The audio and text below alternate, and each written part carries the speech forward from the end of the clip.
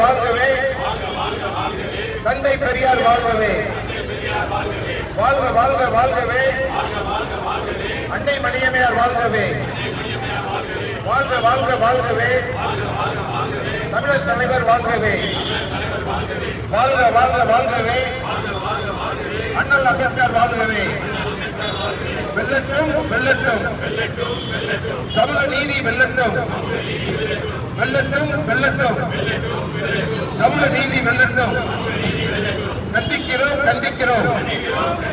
உச்ச நீதிமன்றத்தின் தலைமை நீதிபதி மீதான செருப்பு வீச்சை கண்டிக்கின்றோம். சனாதனத்தை காப்பதற்கு கடவுள் சொல்லி செருப்பு வீச்சார்.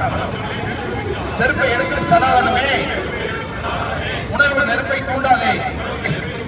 சனாதனத்தின் பார்வையிலே தலைமை நீதிபதி என்றாலும் தாழ்த்தப்பட்டவரா தாழ்த்தப்பட்டவரா, வேறு பொறுப்பு வகித்தாலும் வர்ணாசிரமத்தின் பார்வையிலே நாம் எல்லாம் சூழ்நிலரா. எங்கள் தந்தை பெரியாரும் பாபா சாஹேப் அம்பேத்கரும் திராவிட இயக்க தலைவர்களும் பெற்று தந்த சுயமரியாதை தொட்டு பார்க்க நினைத்திட்டால் தூள்தூளாகும் சனாதனம். முறியடிப்போம் முறியடிப்போம், சனாதனத்தை முறியடிப்போம், முறியடிப்போம் முறியடிப்போம், வர்ணாசிரமத்தை முறியடிப்போம். மிரட்டலா மிரட்டலா, நீதித்துறைக்கு மிரட்டலா. இந்திய நாட்டிலே குடியரசுத் தலைவரையும் அமைச்சர்களையும் தலைகளை அமர வைக்கிறான் என்று சொன்னால், அந்த நீதிபதியின் மீது நெருப்பத்தை வீசுகிறான் என்று சொன்னால், அவனை இந்த நாடு இன்னும் நடுவீட்டில் உட்கார வைத்து பேட்டி எடுத்து யூடியூப்லையும் டிவியிலையும் போட்டுக் கொண்டிருக்கிறார் என்று சொன்னால், இந்த நாடா தந்தை நடைபெறுகிறது.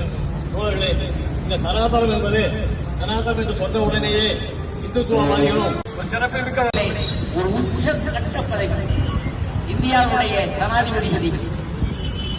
இந்தியாவுடைய பிரதமரை வெளிநாட்டில் போறோம்னா நம்மளுடைய ஜனாதிபதியிடம் அனுமதி வாங்கிட்டு தான் போகணும். மாவட்டத்தின் ஒரு பகுதியாக இன்றைக்கு நெல்லையிலே நடைபெறக்கூடிய கண்டன ஆர்ப்பாட்டத்தில் பங்கேற்று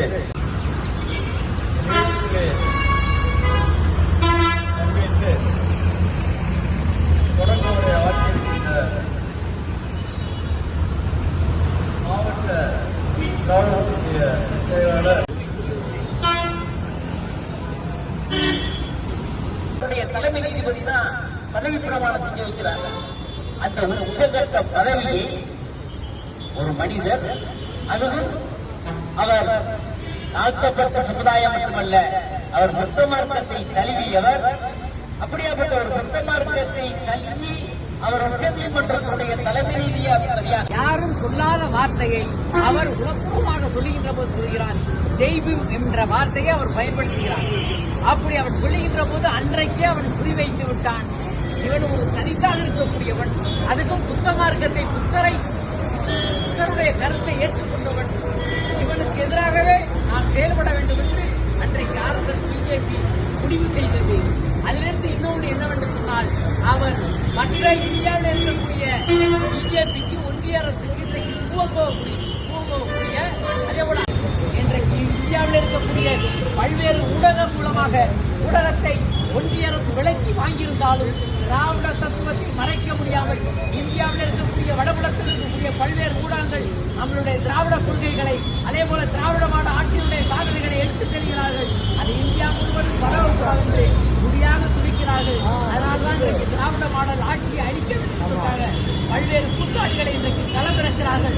அதற்காக அண்ணா கட்சி கடத்தக்கூடியவர்கள் கூட இன்றைக்கு துணை போகிறார்கள் என்று சொன்னால், இதற்கெல்லாம் இடமளிக்காமல் நாம் வெற்றி பெற வேண்டும், ஒன்று சேர வேண்டும், இந்த போராட்டம் தொடரும் என்று சொல்லி வாய்ப்புக்கு நன்றி கூறி விடைபெறுகின்றேன். நன்றி, வணக்கம்.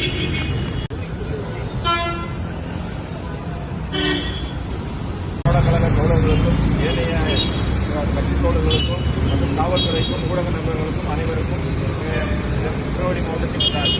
திருவண்ணாமலை மாவட்டத்தின் சார்பாக திராவிடத்தின் சார்பாக நன்றி தெரிவிக்கிறேன். நீதிபதி பதவி காய்காய்கின்ற நேரத்தில், நான் ஓய்வு பெறுகின்ற நேரத்தில் நான் எந்த அரசு பதவிகளிலும் எப்போதும் வைக்க மாட்டேன் என்று அவர் உறுதிபடப்படுகிறார். அது மட்டுமல்ல, நீதிமன்றத்துடைய தலைமை நீதிபதியை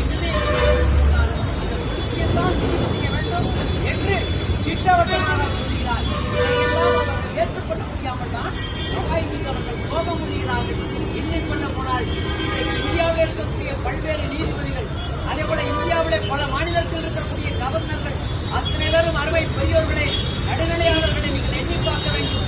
அத்தனை பேரும் பிஜேபிக்கு, ஒன்றிய அரசுக்கு, ஆர்எஸ்எஸ் தத்துவத்துக்கு துணை போனவர்கள்.